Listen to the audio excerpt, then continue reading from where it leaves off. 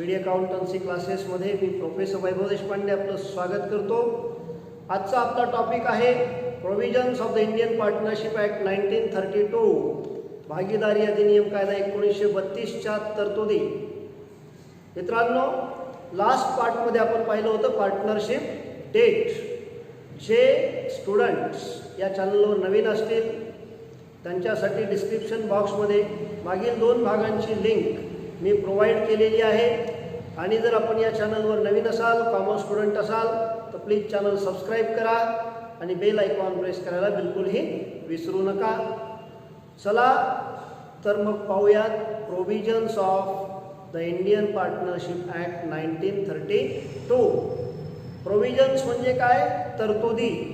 काय काय तरतुदी या इंडियन पार्टनरशिप ॲक्टने आपल्याला दिलेल्या आहेत आणि ह्या तरतुदी केव्हा वापरायच्या आहेत याचा अभ्यास आपण करणार आहोत. ऑब्जेक्टिव्हच्या दृष्टीने आपल्यासाठी हा भाग अत्यंत महत्त्वाचा आहे.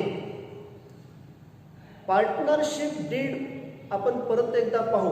Return agreement among partners is known as partnership deed. कशाचं रिटर्न ॲग्रीमेंट? त्यांच्यामधील जो काही व्यवसाय पार्टनरशिप बिझनेस झालेला आहे या पार्टनरशिप बिझनेसचं रिटर्न ॲग्रीमेंट म्हणजे पार्टनरशिप डेट. पार्टनरशिप फॉर्मेशनच्या वेळेला हे केलं जातं आणि यामध्ये काय काय कंटेंट्स असतात, कोणत्या कोणत्या गोष्टी यामध्ये या करारामध्ये आलेल्या असतात याचाही अभ्यास आपण केलेला आहे. फ्रेंड्स, जर समजा काही गोष्टींबद्दल या पार्टनरशिप डीडमध्ये आपल्याला स्पष्टपणे सांगितलेलं नसेल तर पार्टनरशिप ॲक्ट 1932च्या सेक्शन 12 म्हणजे 12 आणि सेक्शन 17 म्हणजे 17 यानुसार काही ज्या बाबी आहेत त्या अत्यंत स्पष्टपणे आपल्याला दिलेल्या आहेत.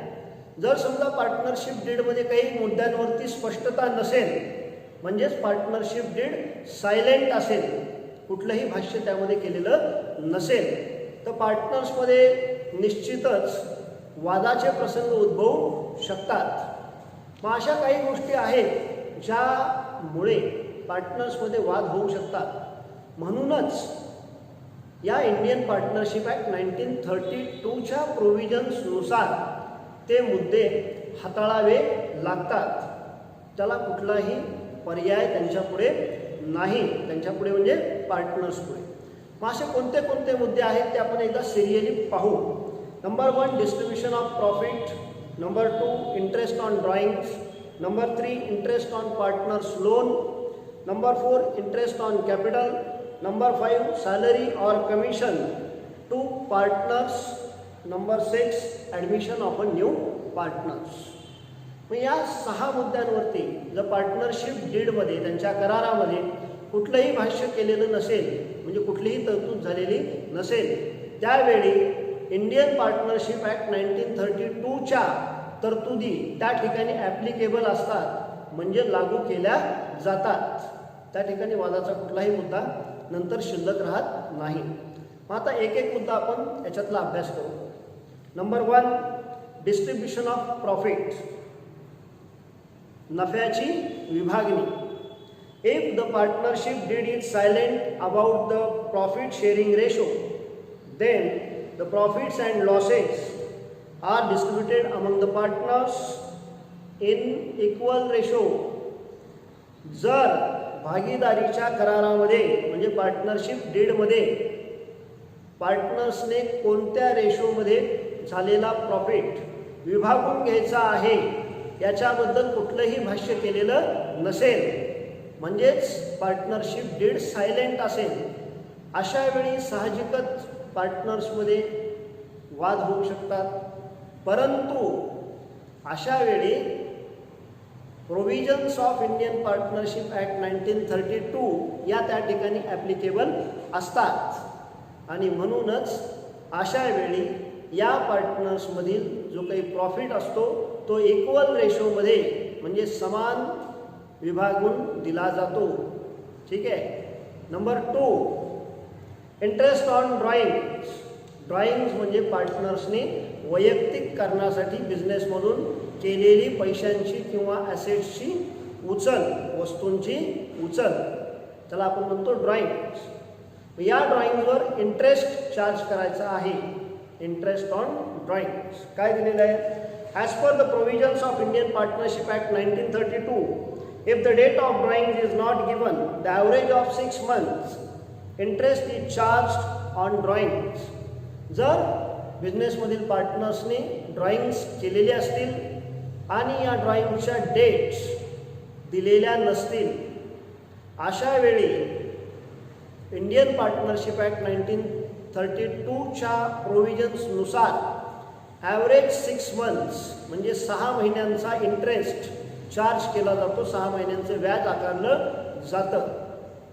Number 3, interest on partners loan. पार्टनर्सच्या लोनवरील व्याज. जर पार्टनर्सने बिझनेसला लोन दिलेलं असेल, कॅपिटल वेगळं आणि पार्टनर्सचं लोन वेगळं. If partners provides additional amount to the business as loan but rate of interest on loan is not given, then 6% per annum interest is allowed.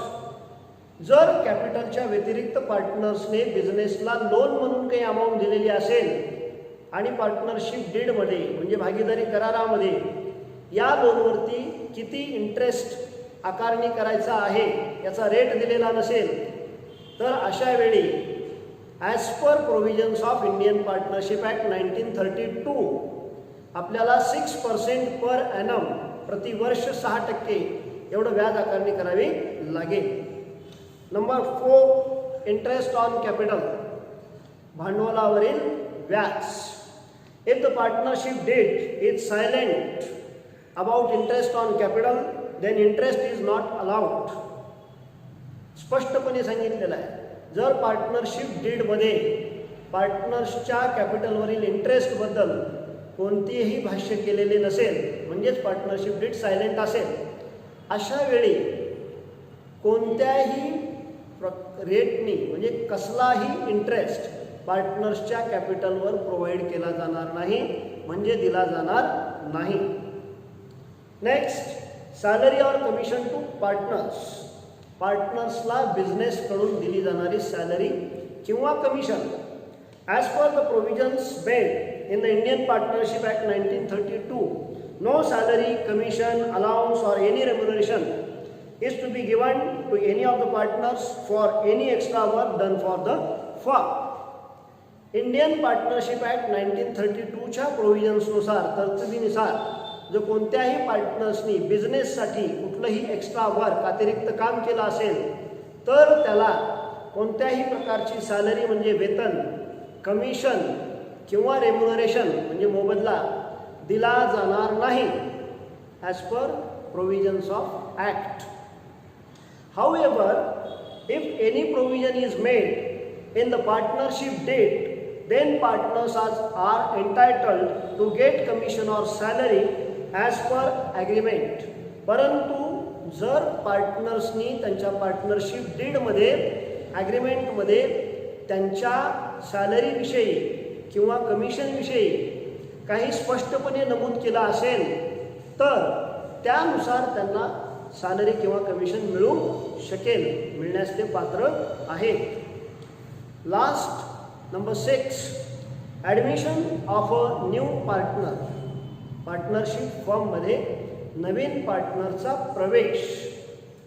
As per the provisions of Indian partnership act 1932, no outside person can be admitted in the firm as per partner without the consent of other partners. Indian partnership act 1932च्या प्रोव्हिजन्सनुसार, तरतुदीनुसार कोणत्याही पार्टनरमार्फत नवीन person म्हणजे नवीन व्यक्ती हा भागीदारी व्यवसायामध्ये partner म्हणून आणला जाऊ शकत नाही, किंवा जोपर्यंत पार्टनरशिप बिझनेसमधील इतर पार्टनर्सची कन्सेंट म्हणजे सहमती त्यास मिळणार नाही, तोपर्यंत कोणताही पार्टनर कोणत्याही व्यक्तीला पार्टनर म्हणून बिझनेसमध्ये आणू शकत नाही. ह्या आहेत इंडियन पार्टनरशिप ॲक्ट 1932च्या प्रोव्हिजन्स म्हणजे तरतुदी.